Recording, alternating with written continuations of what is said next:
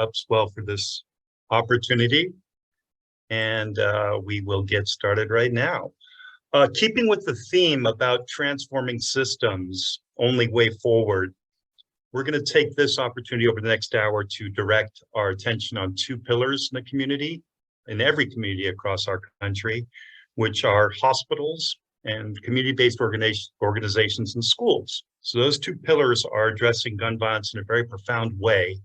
And you'll be hearing from some remarkable people. This is a stellar panel that is going to not only inform, but inspire. Transforming is a path. How did we get here? What did we miss? And what are the opportunities to be optimistic about where we must go?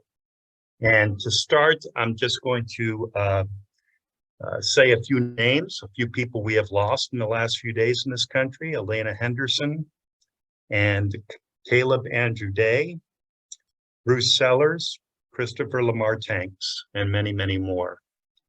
Please go to gunmemorial.org on occasion to see in real time the people, the faces, the human beings behind the statistics.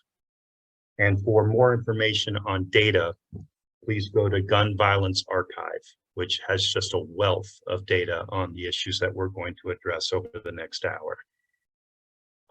So we're going to go with the medical doctors first, and then we're going to get right into the community, and then we'll have an open exchange across the spectrum here. The statistics are alarming. Many of you are aware of the numbers. We're going to give you some of those numbers, which makes the case why this is definitely an epidemic that requires a public health and community-based priority to address. Gun violence is now the #1 killer of young people in this country. It has passed up car accidents. And sadly, we have seen 103% increase in teens killed between 2014 and 2021. So this, for the first time, firearms are now the #1 cause of youth death. And we're also seeing 45,000 plus people lost to firearms annually. Twice as many are injured. The cost, we haven't been able to really put a direct number on it. Everytown research says it's somewhere north of $50 billion. That's in circulation in terms of overall loss. And what does this do? It kind of perpetuates itself, right? Because gun sales are on the increase as things get more violent. So 22 million guns were purchased in 2020. That's a 64% increase over the year prior. So those are some of the numbers, but now we'll get down to what needs to get done. But first, I just want to ask Dr. Sathya, as Northwell's rep for the noble efforts that are in play. We read up on the beautiful piece that you and CEO Michael Dowling penned in Scientific America about how health systems must step up. Could you give us a quick overview of your sector and what's in play from the medical community? Absolutely. Thank you, John, and thank you everyone here. It's really an honor to be here speaking with all of you today on this topic. I'm going to let Dr. Hargarten, who is really in many ways one of my mentors, actually talk about some of the granular details of a public health approach to gun violence. But to say the least, John, as you mentioned, guns are the #1 killer of kids in our country right now. And when we talk about gun violence, we like to emphasize that we are talking about firearm-related homicide, unintentional injury, and suicide. This is a complex disease with multiple root causes that requires multiple interventions from different coalitions and partners to be able to actually tackle. That is why I think this panel is so instrumental here in bringing together very important community voices, because healthcare is just one small part of the solution here. Really, it's up to us in the healthcare realm to support our community partners in making this difference on the front lines. One of the biggest goals at Northwell, again, has been to reframe the discussion that this is a public health issue, not a political one. This is not about the Second Amendment. This is not about gun control. If you look at our access-related interventions, it's really about firearm safety, something that the majority of gun owners in this country support. And if you look at our violence intervention interventions, this is very much about safer communities, tackling social determinants of health, and working with our community partners to really make a difference. So this is not whatsoever political. We think there's a lot that hospitals could be doing, and there's much more that hospitals and health systems should be doing to aid their partners in helping tackle this in their communities. Very few hospitals have actually prioritized this as, one of the #1 issues that they should tackle in their communities, right? You often see hospitals focus on cancer, heart disease, and other issues. But really, if this is the leading cause of death among our children, this needs to be prioritized. So that's been something we've been really focusing on in Northwell Health. And again, I'll let Dr. Hargarten kind of speak more about the granular stuff. Thank you, Dr. Sathya. Dr. Hargarten, good to see you. So as we talk about gun violence from a medical perspective, can you give us a diagnosis of what's happening and what we're seeing in the trauma centers and in the emergency rooms across this country, and give us a clear picture of why the time has come to absolutely address this as a public health priority? Thanks, John, and thank you, Dr. Sathya, for your opening remarks. The leadership from Northwell, from you, and all the members of this movement that you have created has been so important and so important for us to really come together, to work together towards solving this challenging public health tragedy. Thank you to Upswell for the honor of being part of this panel. So to get right into the nitty-gritty of this, John, as you pointed out, as physicians like Dr. Sathya and I, we are always interested in the pathogens of disease and understanding them a little bit better. And we've been 3 years totally consumed with how viruses enter cells. The COVID virus, when it enters, it causes damage to the cells, and it replicates and causes significant illness and at times significant numbers of deaths here in the United States and across the globe. And so in understanding this public health burden of gun violence, it behooves us to understand the bullets that damage organs and resulting in shock and death in children, young adults, and older adults. Next slide. And these are the viruses that are causing those injuries in our patients. These are handgun bullets from left to right, to a small caliber to a larger caliber. Caliber relates to the size of the bullet and also has implications for the velocity in which it travels. This translates to the kinetic energy that is transmitted to the patient when the bullet penetrates a human being. Next slide. So this is a good example of how bullets damage very common organs common objects that you know about.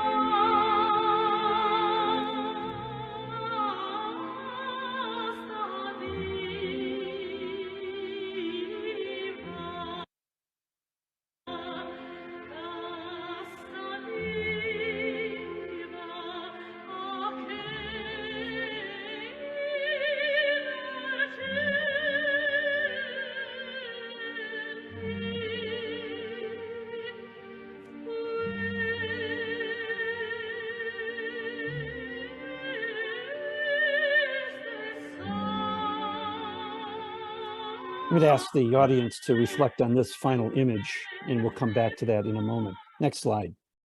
Thank you, Elaine. Next slide. This is a classic entrance wound of a bullet.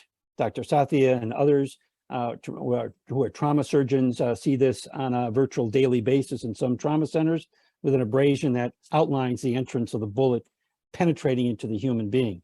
Next slide. Once it penetrates, in this case, it strikes the humerus and shatters it.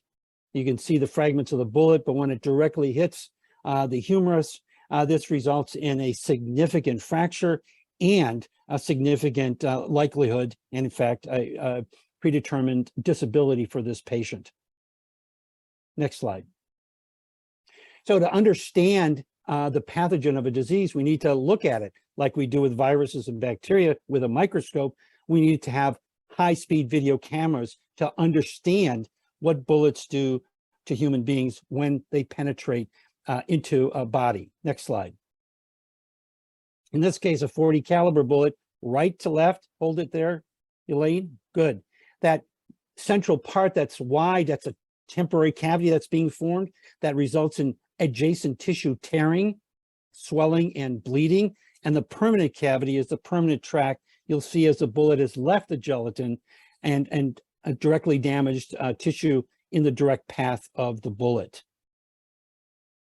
We measured the energy of this 40 caliber bullet, and now we understand the sort of pathogenicity of this bullet compared to another bullet that I'll show you. Next slide.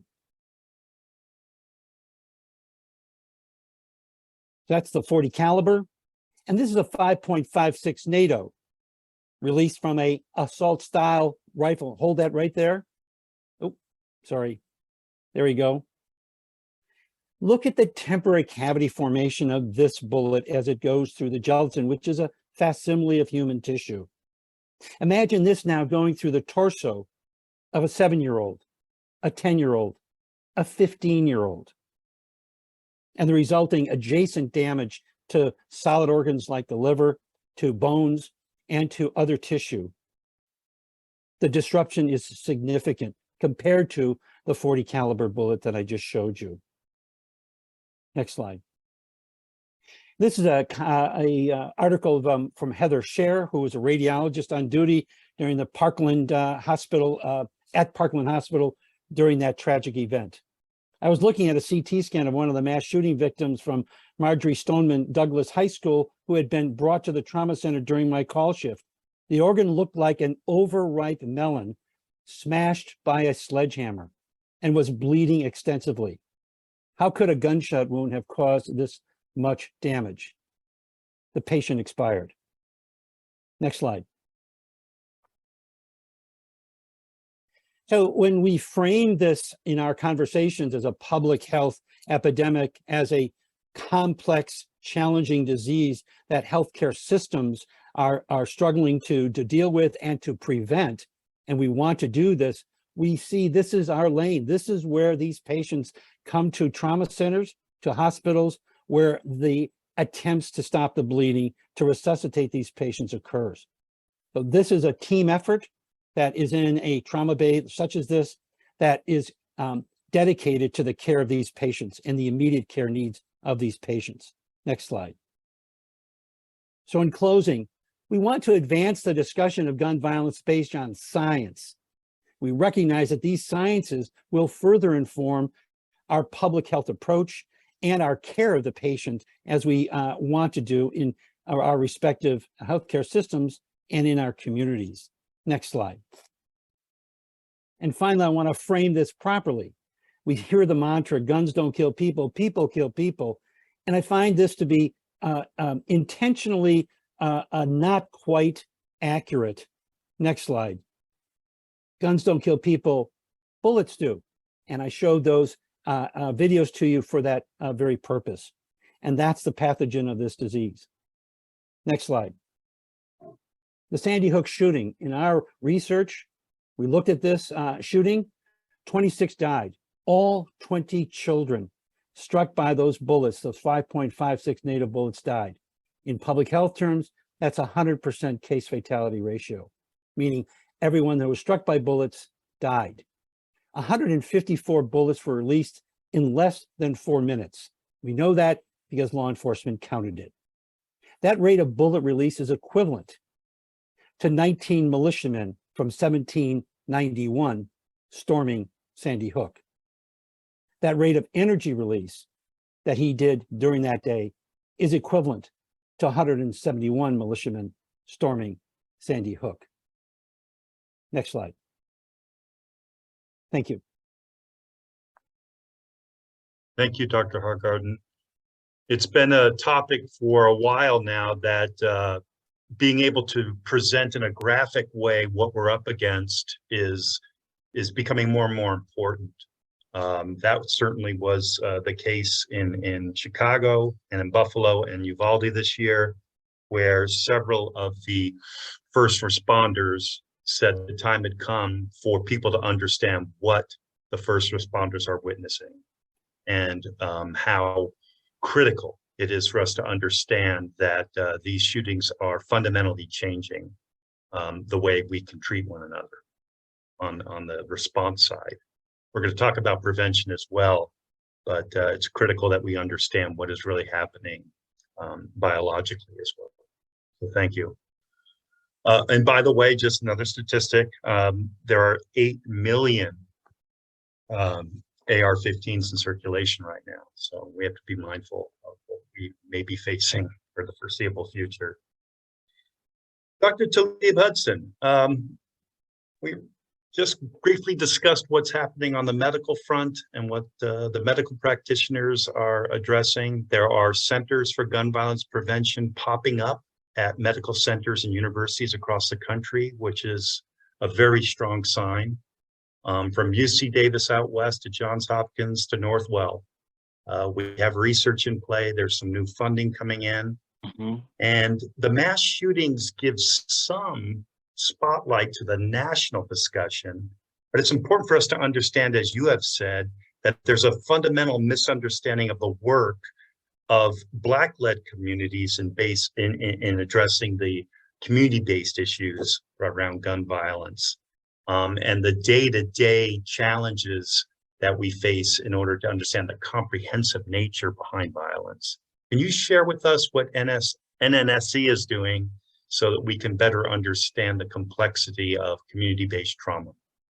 Sure, thank you for that. Thank you for having me. And since you did mention UC Davis and Johns Hopkins, I just want to give a shout out to folks over there, particularly Dr. Shawnee Buggs, who is from both Johns Hopkins and UC Davis, and is really a strong leader in this field and someone whom I look up to. At the National Network for Safe Communities, the work of our organization really began in the mid-1990s in Boston. At that time, there was a serious problem with the crack epidemic. There was a problem with groups, also known as gangs, of relatively young people involved in the illegal drug trade. And then you also had a police department and law enforcement that was engaging in the community in very harmful and destructive ways. And so long story short is various parties came together between law enforcement, community leaders like the 10-Point Coalition, group of pastors out in Boston, folks like probation and researchers at Harvard, and came together and said, how do we do something different than what we've been doing? Because if we keep doing the same thing we've been doing, we're going to keep getting the same thing that we've gotten. And we know that is going to result in more children dying, and we don't want that. So the model that they pioneered at the time later became known as focused deterrence, which is basically looking at really the small number of people who are involved in shooting, who are involved either in pulling the trigger or who are involved in victimization. In any given city or county or jurisdiction, the volume of people who are actively engaged in gun violence tends to be quite a small fraction of folks, and some estimates less than 1%. So if you know it's a small number of people and you know who those folks are, then there can be direct interventions with those individuals. You can have direct messaging and give them a specific message on why the violence needs to stop, what the legal exposure and the consequences are, but also provide direct services and support. And this model grew from the work in Boston to now, which is a model being used in over 60 cities, both across the country and internationally. The group violence intervention and other implementations of focused deterrence. And one of the really interesting pieces of this work is when you look at hospital-based intervention programs, for example, though that may be the prime point to reach someone. If someone comes in who is a gunshot victim, and some of the doctors on the line may see, someone may come in 1 week as, with one kind of injury, and then they come in the next month with another injury, and they come in again. And that is an opportunity to have that direct messaging that I was referring to and that I was talking about. And so I think the key point to emphasize from our perspective is the value of partnerships and bringing multiple people together. So whether it is law enforcement partners, whether it is community-based organizations like the original 10-Point Coalition out in Boston, there are a number of, I'm based out of here in New York City, And I was trained by Street Corner Resources, which is a community-based organization led by Aisha Sekou. There are organizations across the country that are doing great work with little to many times no funding in order to, and that can be part of a larger partnership, including with hospital systems, in order to address gun violence by working most closely with the folks who are most likely to be either perpetrators of violence or victims of violence, which oftentimes we see is really the same. It's really the same people who are have both the higher rates of victimization and folks who are high rates of engaging in violence as well. Because someone who may have been shot at last week says, well, I'm not going to let that happen to me again. And they'll pick up a gun and shoot somebody maybe next week. And so you see these cycles of retaliatory violence. And that's what we see coming into the trauma level 1 centers and all the emergency rooms across the country. So what we do is we advise cities and jurisdictions on implementing these group violence intervention and other focused deterrent strategies. But the key important point is the partnerships and bringing folks from different sectors together, because in our experience, that is what really makes the difference. And that also does include, I would have to say, community-based leaders and activists, as I mentioned. Thank you. And I think our listeners would be pleased to know how many innovative efforts are taking place in real time in the immediate moments after a shooting, with community-based organizations going to the hospitals and playing a role in violence interruption and to mitigate circumstances related to retaliation.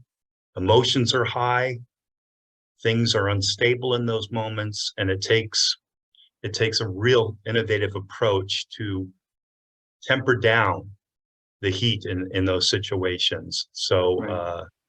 Kudos to what's— As a matter of fact, even before I was at National Network, there's an example of when I was with Street Corner Resources. We responded to a shooting at Harlem Hospital, which is, if you're in New York City and you get shot, you want to go to Harlem Hospital because they, I mean, for better or for worse, they have a lot of experience dealing with gunshot injuries. We were sitting there with the family of the young man, who was a teenager, who had been shot, and he was on the operating table at the time. We were sitting there trying to comfort his mother and his grandmother, and his brother and his brother's friend were really intent on retaliating. And there were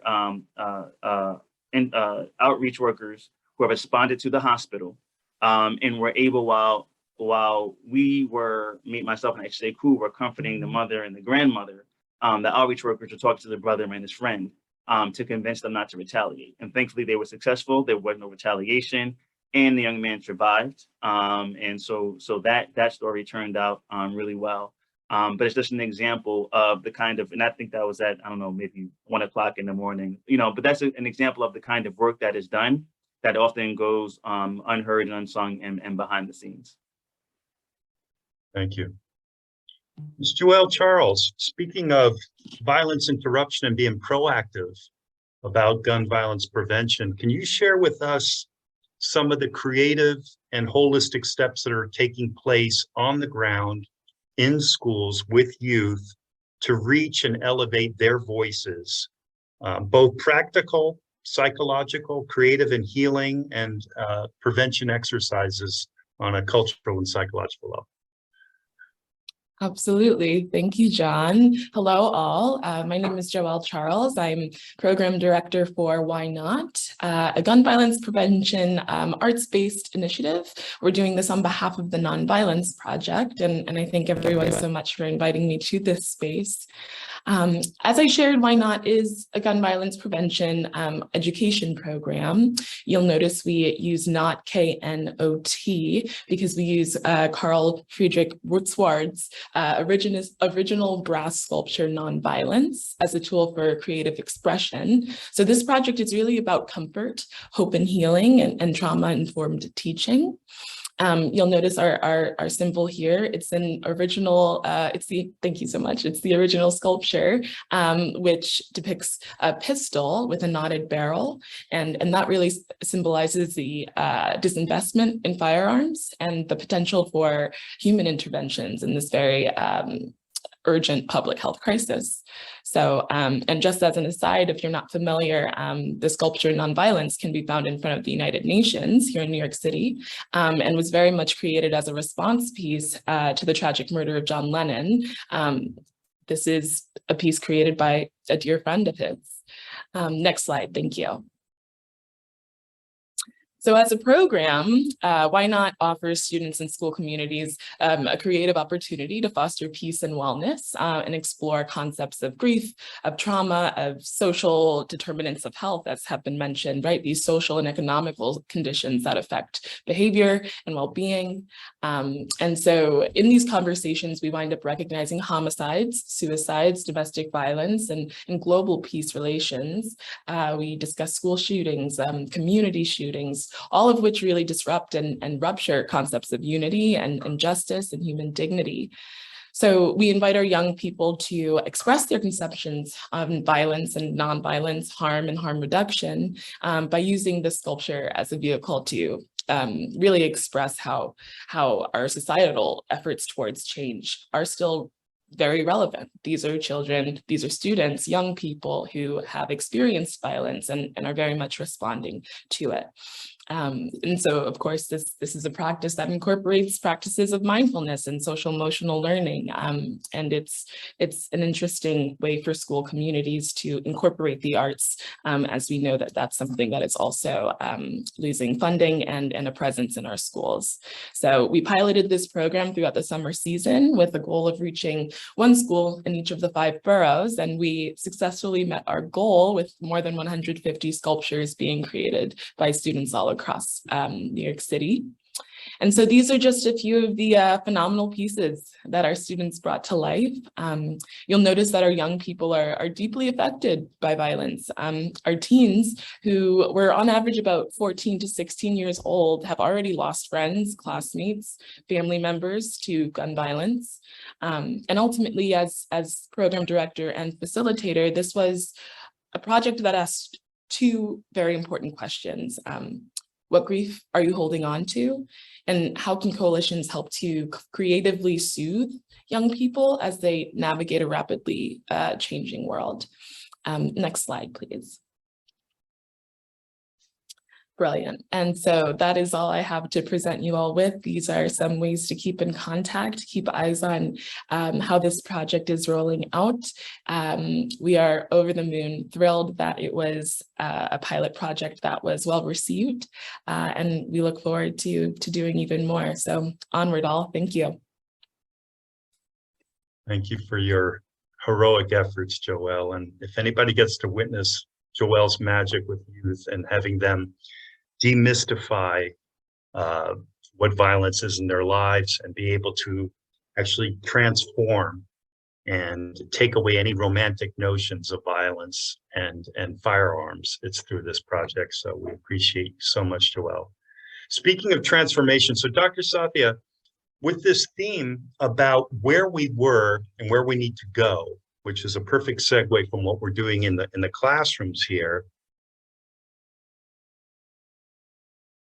can you share with us some of the conversation changes that are taking place between physicians and patients in this new era? I would imagine that 15 or 20 years ago, it might have been a foreign or a difficult conversation to even have. But is this now becoming a more standard practice in the medical field to have these difficult conversations about what we need to do in the homes and in our communities to be healthier and safer? Great question, John. And I'm gonna keep this brief because it's somehow already 2:42. Definitely want to hear from you. But, we almost need three hours for this topic at a minimum. Yes, you're bringing up a very good point. So what I mentioned earlier, healthcare is a small piece of this, right? We have to work with our community partners to make a difference. There's no question about that. But hospitals really serve as a unique touch point for many in the community. If you think about the social isolation that occurred during COVID-19, some of the interactions that community members had, other than their immediate family, the only other interaction they ever had was with the hospital. So, that offers an opportunity for screening. We know there are evidence-informed screening strategies, such as, asking about firearm access in the household or asking about violence risk. Yeah, at Northwell, we are screening for both. When I say violence risk, I mean there are questions that are actually validated to predict future gun violence, such as how many times in the last 6 months have you been shot? How many times in the last 6 months have you heard gunshots? These are actually questions that have been shown to predict future gun violence. So as healthcare workers, we can ask those questions, determine if someone's high risk, and then make the appropriate referrals and interventions right at point of care. So to Dr. Hudson's point earlier, that's where the hospital-based violence intervention program can come in a much more preventative fashion rather than after someone already suffers a gunshot. Now, very quickly, the issue has been that even among healthcare, it's an uncomfortable topic. We're not taught how to talk about it in medical school. There's a lot of people in healthcare who don't think this is actually a priority. So one of the avenues forward in the healthcare industry is really to change that, shift the paradigm even internally. We assume that healthcare is passionate about this and that we're all on the same page, but the same hesitations that exist in the community exist in the healthcare setting. And so we've been really making a push to educate providers to ask this question, no different than we ask questions about sugar intake, smoking, and so on. Thank you. Dr. Hargarten, we've seen some success recently. The Bipartisan Safer Communities Act, which passed 65-33, the first bill of its sort in almost a generation to get through. It's not enough, but it's going in the right direction. From a research perspective, are you hopeful that the new monies and the attention being played in terms of research is going to take us to where we need to get? And what can you tell us about what's happening up there at the Medicine College of Wisconsin and the gun violence prevention research side? Well, it's a great question, John, but we're seeing the benefits of that with Dr. Sathya's leadership. He's funded with the National Institute of Health. This wouldn't have happened 15 years ago. So we're seeing progress in terms of some modest resources that NIH and CDC are allocating to research this very complex problem. And leaders like Dr. Sathya and others are now getting funded by the very institutes that fund other disease investigations. And we need more. So I think that's a hopeful sign that things are happening in the right direction, but we need more research resources so that other medical schools and other systems can take this on in a very science-driven fashion and develop informed evidence-based strategies, such as Dr. Sathya was talking about in terms of screening. So I'm hopeful, I'm cautiously hopeful. I'm very pleased to see the growth of community partnerships, and I applaud Talib and his group for getting coalitions together towards a common goal of reducing violence in respective communities. And at some point, Mr. Hudson, I'd love to talk to you about the Cardiff model, which really is one of those community-based strategies to address violence with place-based intervention. So I'm hopeful, John. And just to add, because Talib and Joelle are going to have really important remarks here. It's important that you have to build trust between hospitals and community. And we are under the assumption that that trust exists, but it does not. We have a lot of inherent bias in the healthcare community. So we have a lot of work to do ourselves. So we can't assume that that trust exists. So a lot of work has to happen. Indeed. Talib, there's a disproportional amount of violence in communities of color. Black youth are 10 times more likely to die from firearms than whites. Is the conversation changing at all in your work in terms of talking about guns and talking about the rationale? People are afraid or they need to protect themselves. How are you transforming the conversations on a community level when it comes to firearms? From my perspective, most of the work that I've been engaged in, whether it's at the national network or with community-based organizations or with the Manhattan District Attorney's Office before then, much of the work has been focused on the interpersonal community level violence, now what is started to be called known as community violence and community violence interventions. And there is an acknowledgement and a realization of the disproportionality in terms of gun violence when it comes to communities of color, particularly among young Black males. Gun violence is the #1 cause of death for young Black males from the ages of 15 to 34, and was the #2 cause of death for Black women, but now has also moved up to the #1 cause of death for Black women as well, within the same age group from the latest CDC statistics. So it is known, and I think it's very much well known in the communities that are most impacted, that this is an issue. I think part of the big challenge has been trying to get the necessary attention and political will from the broader population at large. I think the Bipartisan Safer Communities Act is an example of some of that attention starting to be focused in ways that it needs to be. But just as we saw with COVID, that there were communities of color were disproportionately impacted, but the resources were not necessarily directed to those communities as needed. I think it's the same thing with the conversation around gun violence. I know that there are lots of great folks out there like Community Justice Action Fund and the Fund Peace movement that are doing work to really try to change that narrative and change that conversation. But there's still a long ways to go. One of my big fears is that if the mass shootings that happen in suburban public schools cease tomorrow, which I hope they do, in the movie theaters across, in other public places, does that mean there will also not be the resources there for the folks who are getting killed, in Harlem and Brownsville and Anacostia and other places around the country? So there's still a lot of work needs to be done on changing that narrative. Ms. Charles, when we think about the difficult conversations and the politically charged environment that we're in, one would be hard pressed to think that superintendents, principals, and teachers would welcome the kind of symbolism and conversations that are now in play. But can you share with us how this was readily received and there was no hesitation to embrace these exercises in schools at this time?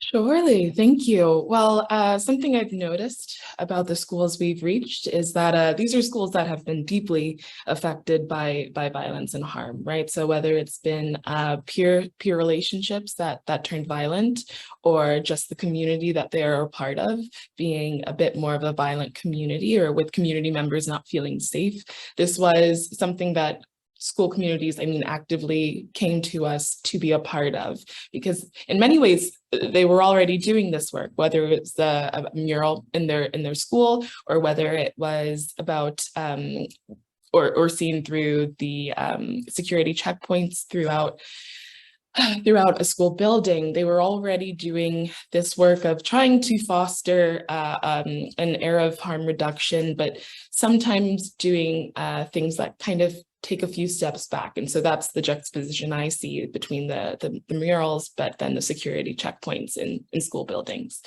And so, but that being said, there is still very much an intentional feeling that we must tend to the social emotional needs of our young people. And we are just now exploring this concept of danger, right? And it's frightening because we've become very adjusted to hearing of mass shootings, whether it be in a school, whether it be in a supermarket or a parade. We've become adjusted to that. And unfortunately, I think because students are now exposed to the shooting drills in their school buildings, I think that's maybe been a bit of the impetus to help them resolve and cope with this relationship to violence. And so I've found that school communities, administration, everyone has really taken us up on this opportunity, because they wind up receiving 10 to 12 brilliant sculptures that fully represent their young people and their devotion to harm reduction. So it's been a beautiful and experience, and we hope it goes on forward. Thank you. We want to remind all the viewers and listeners, if you wish to submit a question to any of our panelists, please feel free to use the chat room. This is an open-ended question. Where can we go in the next 2 to 4 years on a bold level to reduce gun violence from a perspective of manufacturing and distribution? Okay, so that's a big question there. So I don't know if the healthcare industry or Philippe, if you can address that. Is there any community-based efforts in play regarding the flow of weaponry?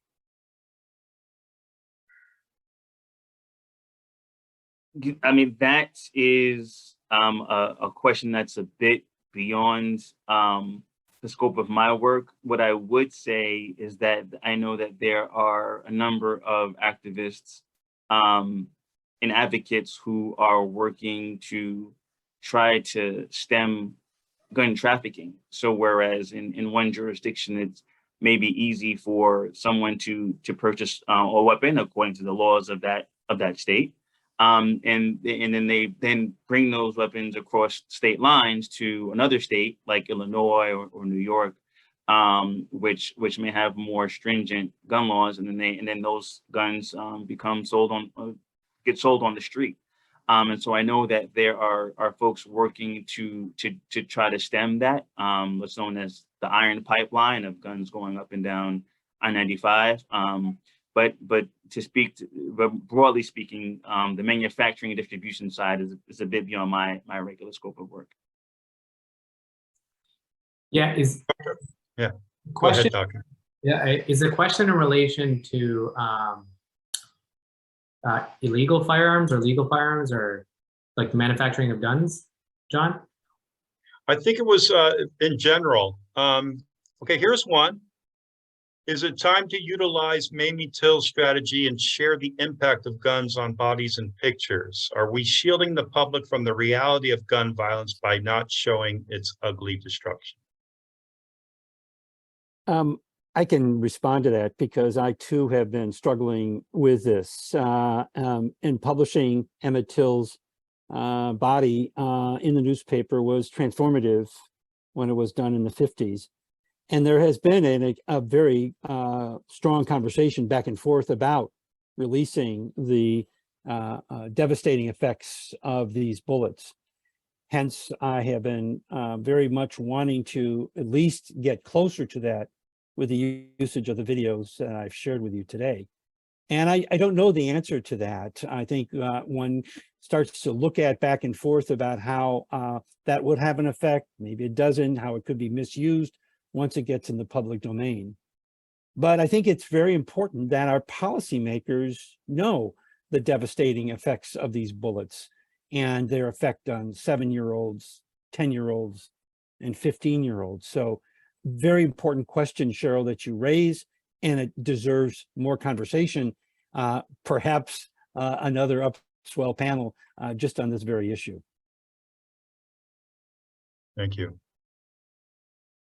I'd like to ask a question for all panelists. If you could propose one particular idea that seems to be in your thoughts that can make a difference when we talk about transformation in your careers, what would it be? Is it funding? Is it on a cultural or psychological level to try to mitigate the incredible numbers that are unique to our culture? If you'd like to share just one or two dreams that you have in your own careers as to what needs to be done here, this topic is all about transformation.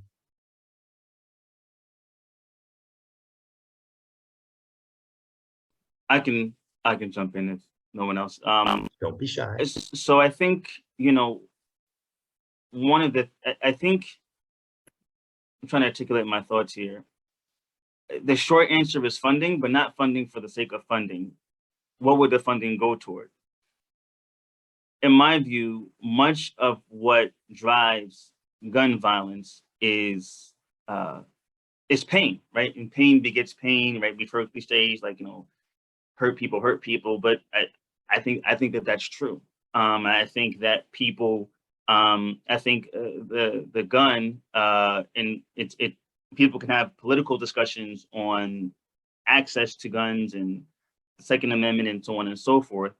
But I think that the question could be, what leads someone to pick up a tool of destruction to shoot somebody and to kill someone else? What is going on in their life?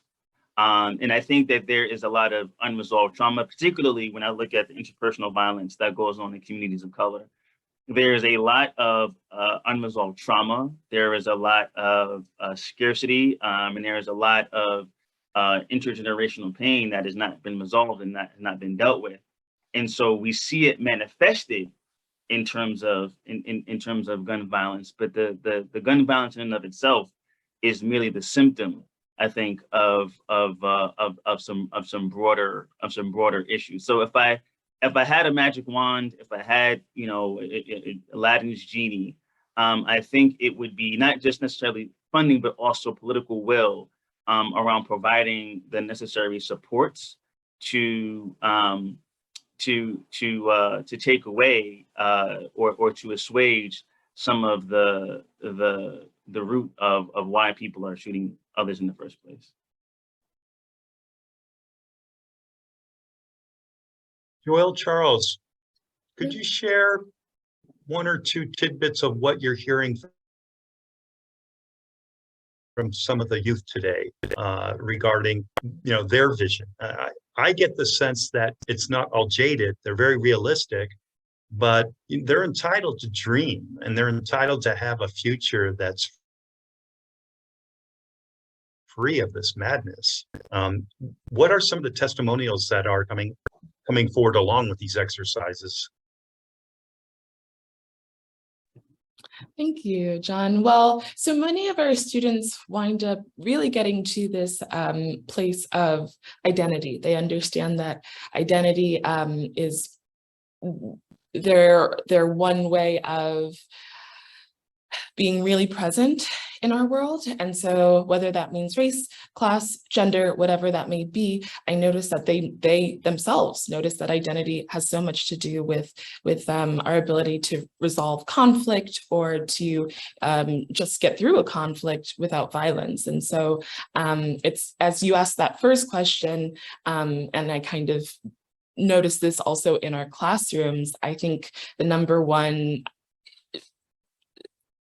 element that students are noticing is that it's a mental health issue, right? And so conversations about generational trauma and understanding that inequitable circumstances affect behavior and ultimately bring us closer to these maladaptive coping skills, that is essentially what I hear from folks. And so I hear that they dream of opportunities that are actually very creative to maintain some sort of equilibrium and wellness. So we find that there's a lot of, we've had students talk about religion being something that could unify our world. We've had students talk about music. We've had students talk about sports, namely in adolescent violence and safety, and how sports can be a way to interrupt any pathway to a less pleasant kind of path. So it's been incredible, and I hear so many inspiring, hopeful feedback from folks. And I would say ultimately our young people, they are going to be all right because they are full of heart and they are full of, I would say, hurt as well. And they are very much wanting to resolve that hurt. And so I trust that they'll be well. And I'm grateful that we've started this conversation as when we have, because they deserve it and they deserve to know that we are here to protect them in many capacities. Indeed. Dr. Hargarten and Dr. Sathya, how do you address the critical statistic that suicides make up for, the majority of firearm deaths? And what can be done to have those conversations be more dominant and effective on a proactive level?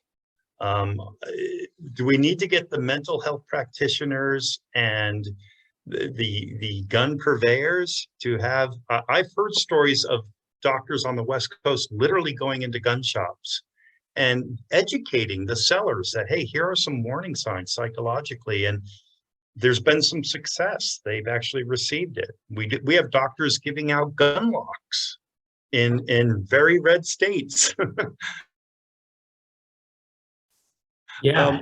What do you see as the role of healthcare practitioners in this very sensitive place of mental health and suicide prevention? Yeah, I'll just chime in quickly for Dr. Hargarten. I think, first of all, we're not mental health specialists, so I definitely think that they should be at the table. I find Sarah's comment very insightful, actually. With respect to just more broadly mental health and firearms.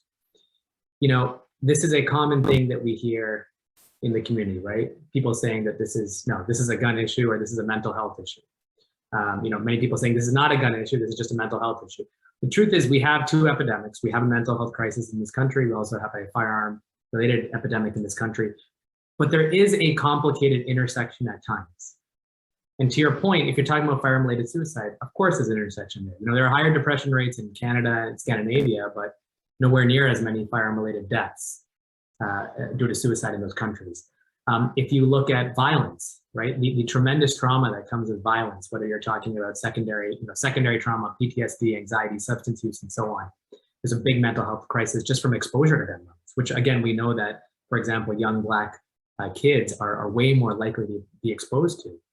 And you can even look at the unintentional injuries and the secondary mental health issues there. So I do think there needs to be more of a conversation about what we mean by the complicated intersection between mental health and guns, because there is one that exists, while maintaining the fact that we don't want to stigmatize those with mental health issues. And we have to understand that those with mental health issues are more likely to be victims of gun violence than perpetrators.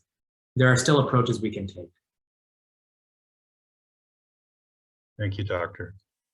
Okay, so we just got the cue that we could open it up for questions across the board. So if anyone wants to jump in, please do.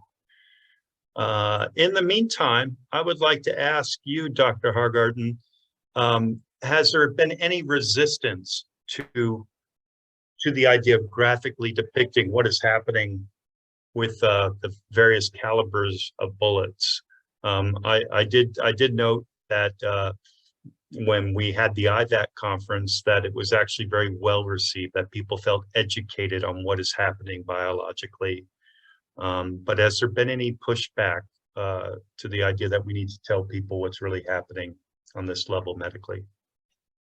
I personally have not had any pushback with my presentations, John, but I think in the national scene, there was back and forth with some calling for these pictures or some depictions of these tragic deaths to be placed in the media, and others saying it's not going to work.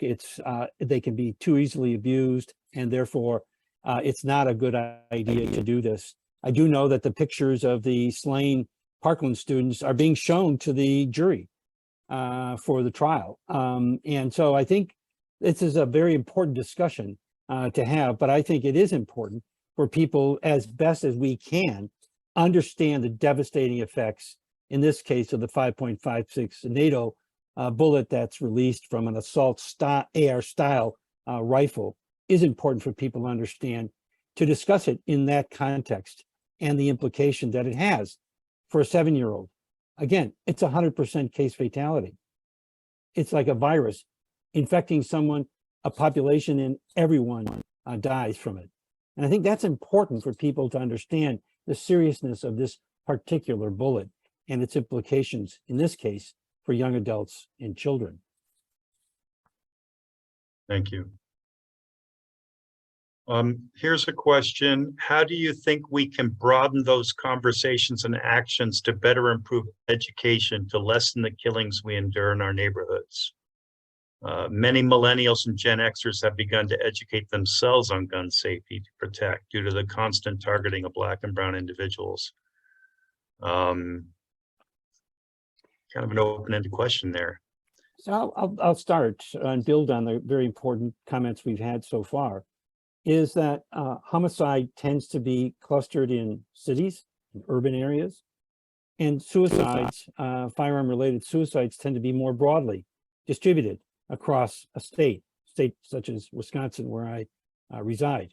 And as you mentioned, John, in the opening remarks, some states upwards of 80% of firearm-related deaths are suicides.